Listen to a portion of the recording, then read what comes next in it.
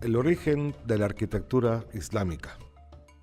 La arquitectura islámica tiene numerosas fuentes de donde proviene, de donde se consolidó y tiene características propias, cada una de ellas tomada de estas fuentes de donde proviene.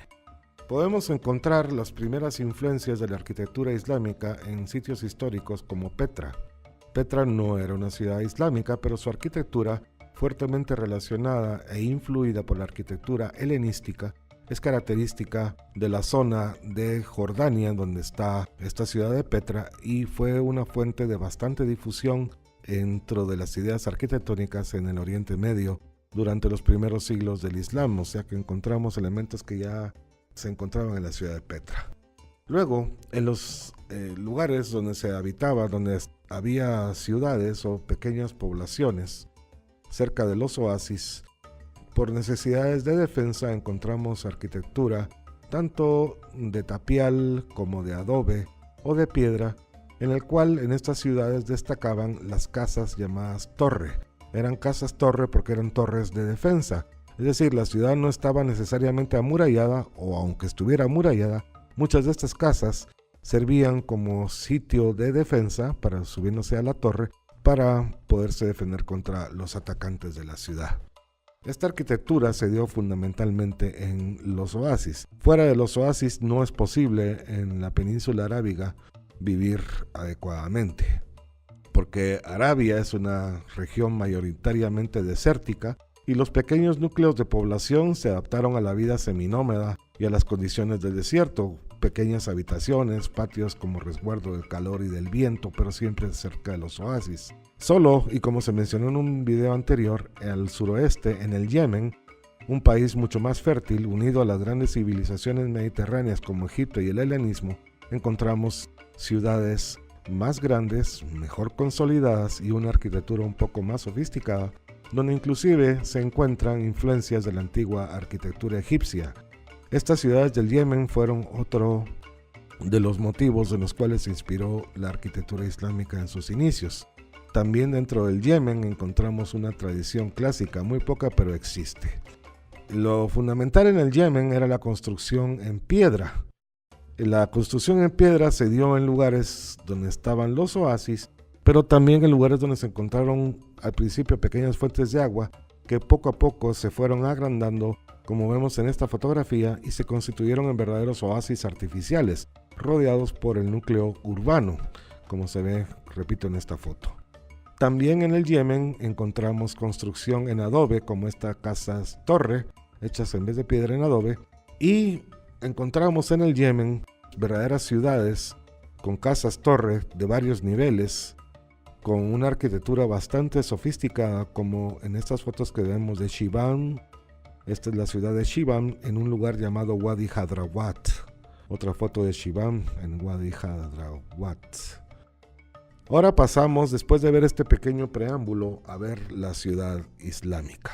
Hay que entender la arquitectura islámica dentro de un contexto de la ciudad como es concebida dentro del Islam. El Islam tiene sus propios principios de urbanismo, cuyas raíces se encuentran tanto en Persia como sobre todo en Bizancio, aparte de la influencia que la arquitectura vernácula del Yemen y de Arabia tuvo en este tipo de urbanismo. Hay un cambio radical en cuanto a los modelos urbanísticos tanto de Persia como de Bizancio. Se abandonaron las urbes de los ciudadanos por una urbe que estaba dividida en diferentes tribus.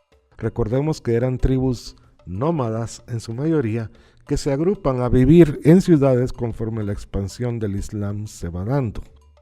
Desaparece entonces la división espacial público-privado por una suma de zonas tribales que pueden tener su propia, además, división interna. En esta foto de la ciudad de Trípoli en el norte de África vemos cómo ese tejido urbano es bastante indiferenciado, solo tenemos pequeñas calles, se pierde la jerarquización viaria, las calles son concebidas nada más como vías de acceso a un punto determinado y no como un eje de comunicación abierto como sucedía en las ciudades de tradición griega, bizantina, romana o persa. La Kashba, que es el centro de la ciudad de Argel, nos muestra precisamente esas cualidades que nos acabamos de referir hace un momento. La ciudad dentro del Islam está definida entonces por un conjunto de tribus y a la vez en sí lo que es la parte física de la ciudad, la construcción, lo que en el caso de los antiguos romanos llamaríamos la urbs, está definida por aquellas construcciones que están dentro de las murallas de la ciudad. Es decir, la muralla establece una división muy clara entre lo que es adentro de ella la ciudad y lo que es afuera de ella ya no es la ciudad.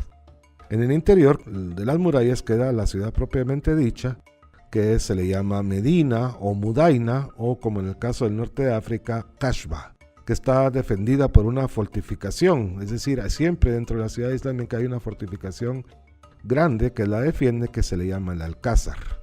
Al exterior de las murallas, lo que ya no es la ciudad, las distintas construcciones que se agruparon alrededor de las murallas y su organización física se les llamó, en el caso de las ciudades islámicas, arrabales. Posteriormente, las murallas crecían y abarcaban los arrabales que se iban construyendo. Así encontramos dentro de la ciudad islámica varios núcleos rodeados de murallas, cada uno diverso en el tiempo y cada vez abarcando un espacio más amplio. Como vemos en esta imagen donde vemos Córdoba de su núcleo original, lo que era en sí la Medina dentro de las murallas, cómo fue creciendo con arrabales, y luego estos mismos arrabales se constituyeron en parte de la ciudad al ser rodeados por una muralla. La calle de la ciudad islámica es generalmente un espacio bastante estrecho, concebido como vía de comunicación y como espacio proveedor de aire fresco. Esto es así porque como civilización mediterránea, los islámicos vivían en lugares bastante cálidos y secos. La calle entonces se convierte en un lugar que necesariamente debe estar bajo la sombra para que su aire y el viento que circula dentro de ella se enfríen y constituye un reservorio de aire fresco. Generalmente las viviendas se abren hacia la calle para recibir el aire que la refresca.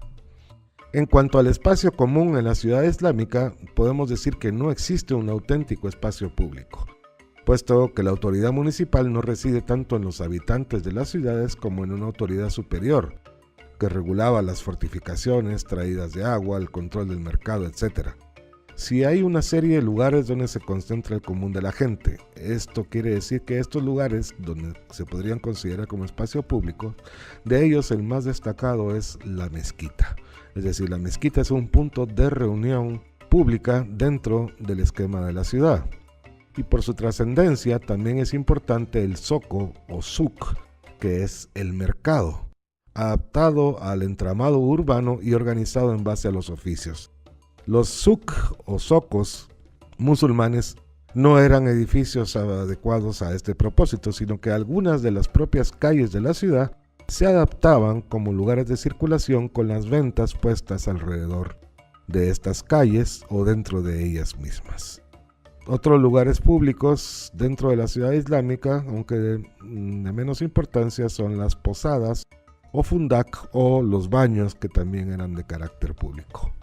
Dentro de la ciudad, dividida en tribus, también había otras nacionalidades que vivían dentro de ella. Por ejemplo, los judíos vivían en barrios propios que se les llamaba juderías, donde ellos tenían sus propias residencias, su propio lugar de reunión, de reunión religiosa, es decir, donde tenían su propia sinagoga.